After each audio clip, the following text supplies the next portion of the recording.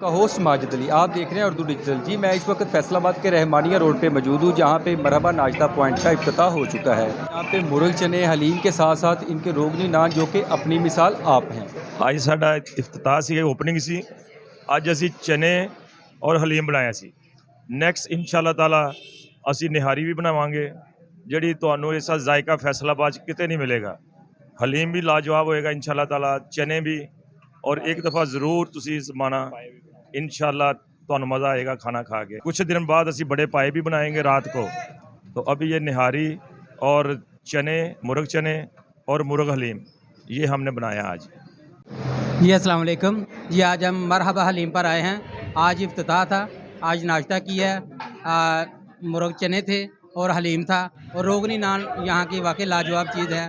यहाँ पे जो भी आएगा ना वो सबसे आला और मुनफरद जायका पाएगा इधर आके।